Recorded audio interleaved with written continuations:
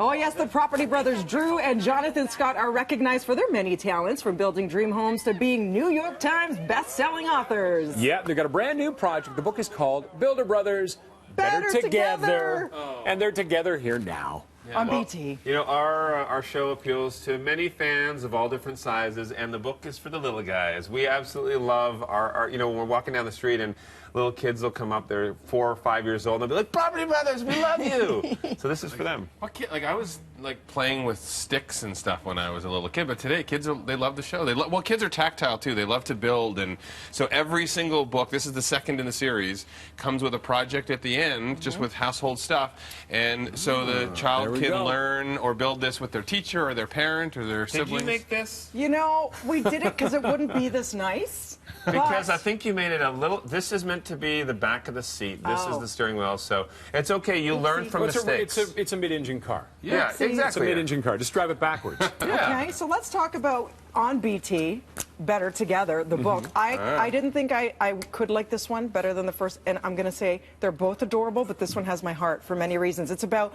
competition among siblings and how you realize at the end of the day, when you work together, it's actually a better outcome. So who came up with the idea for this one? It's actually just from our lives growing up. I mean, Jonathan and I have done everything together, and from time to time we had tried to break off on our own, and you know, we were always great on our own doing things, but we really found we were always better together. Yeah, a friend of mine said to me the other day that the best lessons in life all come from children's books, and if you think about it, it's actually true, because we've read so many books when we were, you know, going through this journey and writing our book, and what's the message that we wanted to get across.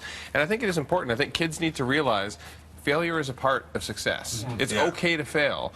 It's okay to have a different approach to something, and so I think this is a really fun, safe way for kids to learn about the sibling dynamic and working with your sibling. Can we do a little spoiler alert on what happens at the end? Because that's great. I love the fact the finish isn't what you'd expect to happen with it. Well, I mean, in the book, you're going to have to get the book to read it to figure out what happens. No, but it's all about our town sponsors a soapbox derby race, and so we want to work together, and then we decide we're not agreeing, we went on our own.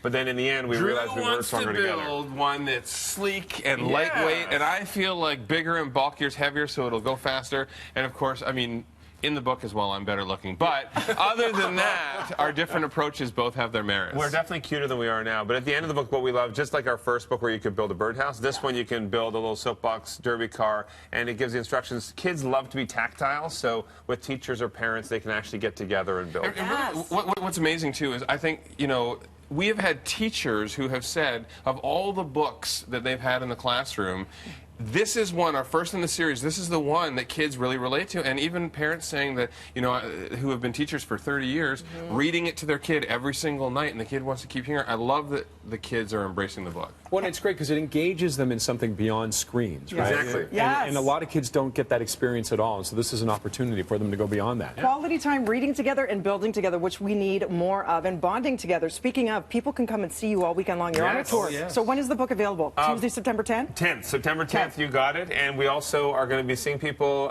in the Ontario area. So let's see if I can get these all right. So we're going to be September 7th. Correct me if I'm wrong. We're going to be at Costco Ancaster. We're doing a signing. And then we're going to be at Indigo Cambridge. We're going to be doing a reading and a signing. By the way, at Costco, we're giving the ice cream to everybody who comes and who's in line. And then on the 8th, we're also going to be at Costco Thorncliffe. And then we're going to be at Indigo at Square One. So you have to come check us out. It's going to be a lot of fun. You nailed that, by the way. The ginkgo biloba is working, or whatever. I know. Also, you are working together with an amazing man. I'm going to mess up the name. It is Ashton Sakara. Yes. So he is with Chartwell's literacy program. Ashton, come on. We need to fill this couch a little bit more. Yes, this is our brother from another mother.